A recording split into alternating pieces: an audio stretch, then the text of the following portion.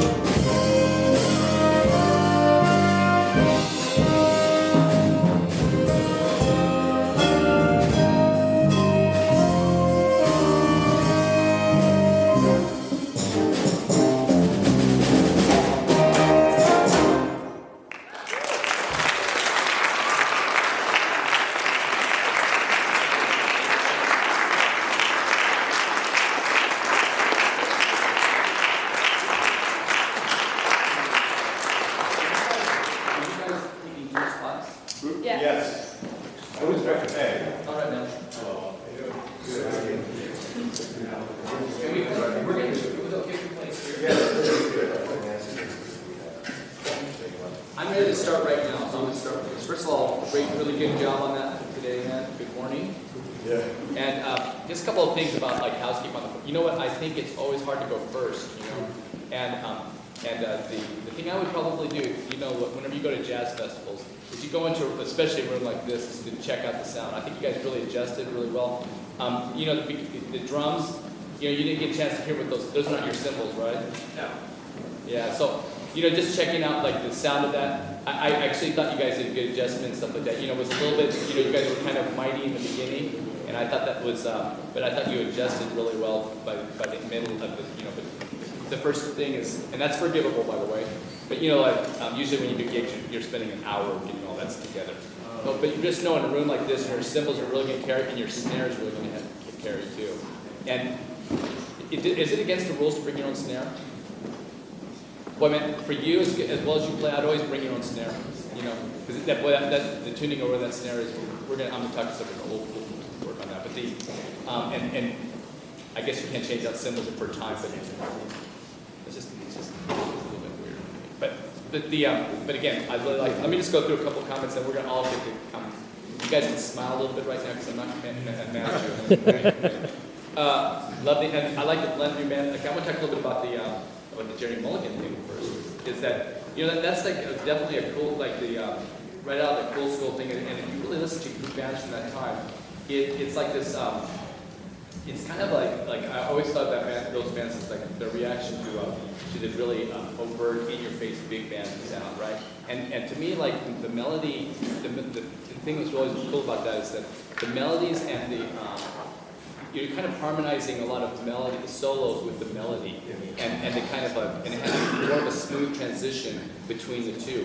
When you take your solos, you want to make sure that your solos, you know, kind of like in this case, it's an extension of the melody. In other words, these tunes are in the way that they're writing. I think they're more. It's more your solo is contained within the composition. It's part of the composition. It's kind of like if you were improvising like a Baroque tune, like how they would do it. They would be. You want to stay like in the you want to keep referencing your solo to the melody and keep and be an extension of that. I thought you guys did a pretty good job of that. I thought the bopping thing, you know, that we really move it ahead. I would say I would love to have a little more definition from the rhythm section though between some of the endings. And that's all throughout the whole day today. I was thinking that, you know, they could have a little more transition with the drums. You know, just where you set up a little bit when one thing happens to the next. Let's see. I was going to say. I think again the rhythm section and the dynamics in the rhythm section really blends that tune. That would make it a little more. You would sell more. I still like the balance between the horn sections. That, you know, we could the adjustment to the room is really good. I'd like to hear more lead alto. Are you guys usually a big band? No. You guys are a group band. So I'd love to hear more. And I like and I probably the setup is I would probably have the tenor and the barry together. You know, I know you probably do it for different reasons and stuff like that, but I'd probably have so you can get more of that reedy sound and the trombone and trumpet together on that. But again, I'd like to hear 30 more seconds in the second tune. I'd hear 30 more seconds of bass solo. As well as you play, man, I wanted to hear more. You kind of left me wanting to hear, you know, and especially your mother wanting to hear more too, so don't forget that. So the balance issues, the only thing balance issue I have with that is probably the woodwinds balancing to the brass and the rhythm section balancing to the horns. There's something I could work on. Trombones, I'm a trombone player, so we talked a little bit your solo. You know, when you're playing, you got really beautiful sounds, stuff like that. You know, the thing for you right now is that you're using really nice linear playing, scale-wise stuff. And there's all these different things you can start approaching. So maybe different rhythmic, you know, variations. Also, you know, using a little bit like using some, you know, if you ever work on like just diatonic triads, you know, taking one key and just going 1, 3, 5, 2, 4, 6, you know, that kind of thing, and just some rhythmic triads would really be cool. A rhythmic work in that, and I think that'd be really cool. And the quarter note triplets in that tune, I would just say you have to really make sure that you're everyone sing this to me. Bibbidi bobbidi bibbidi bobbidi bibbidi bobbidi boo. Bibbidi bobbidi bibbidi bobbidi boo. Let's do it together. Bibbidi bobbidi bibbidi bobbidi bibbidi bobbidi boo. Bibbidi bobbidi bibbidi bobbidi bibbidi bobbidi boo. Okay, what's that from? Bibbidi bobbidi bibbidi bobbidi. Cinderella, come on, you guys. Get this jazz tune ever. Okay. So, but you know, remember that. Just remember that quarter triplets come from that, right? Bibbidi dabbidi dabbidi dabbidi da da da da. That's what the feel of it is, you know. Sometimes people call those drag triplets, and I think that's really a weird thing to say because they have a certain energy to them.